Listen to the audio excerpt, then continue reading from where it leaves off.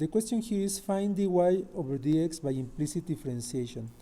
This dy over dx is the instantaneous rate of change and is written as y prime.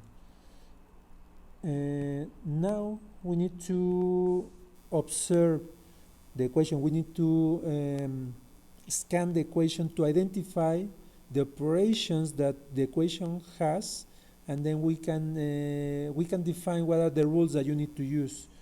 So here it means that if we see this x to the 7 power times y to the 8 power, there is a product, so it means that we need to use the product rule, in where u is going to be x to the 7 and v is going to be y to the 8.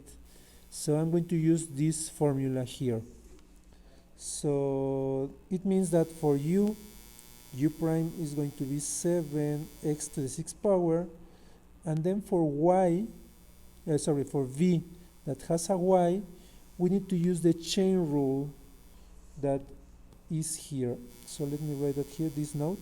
We're going to use the chain rule to differentiate v. So v prime is going to be y prime times the power times y to the power minus 1. My recommendation is put here as a coefficient, then the y to some power, and then at the end the y prime. That is going to help us in the following step. So let me highlight here the things that you are going to use.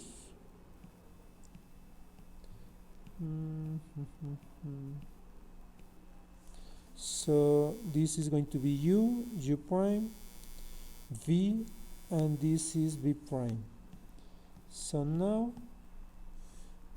we're going to differentiate both sides. So the differentiation of x to the 7, y to the 8, no, sorry, this is, I need to show that I'm differentiating the left side, and this is going to be equal to the differentiation of the right side. Okay, when we differentiate this one, we saw that is the chain rule, so I'm going to write here the formula. No, sorry, let me write this again. Plus b prime times u. Okay, minus the differentiation of y is y prime equals the differentiation of x, that is 1. We have it here. Now I'm going to substitute the components of the chain rule. So here we're going to get v, that is y to the 8, u prime, that is 7x to the 6, plus v, that is 8 y to the 7 times y prime, times u, that is x to the 7, minus y prime equals 1. Let me put here that the differentiation that I am making here with the chain rule is going to give us these two terms. So now the next step is we need to simplify and solve for y prime. So from here I'm going to get 7x to the 7 y to the 8, because that is the multiplication of these two, plus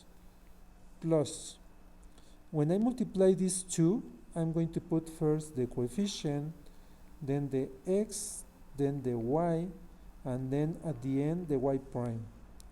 Then I have a minus y prime on the other on the next term, and then equals 1.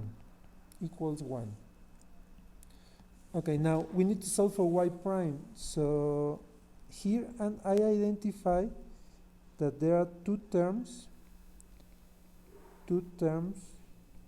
with y prime. So let's isolate that. So it means that this that is on the left is going to end on the right, and then here I'm going to get a common factor. So two terms with y prime, so here I'm going to get a common factor. So the equation becomes y prime times 8x to 7 y to 7 minus 1 equals 1 minus 7 x to the 6 y to the 8. Let me rephrase what I am doing here. This that is on the left ends on the right with opposite sign, and then here I'm getting a common factor that is y prime, so I'm getting 8 x to the 7 y to the 7, that is this here, minus 1 time or one once the y prime. That's why I'm getting this 1 here. Dividing by this factor here, I'm not showing that step because the space is not enough, but dividing by this expression both sides, I'm going to get that y prime is equal 1 minus 7 x to the 6 y to the 8 divided by 8 x to the 7 y to the 7 minus 1, and this is the expression for y prime in this question.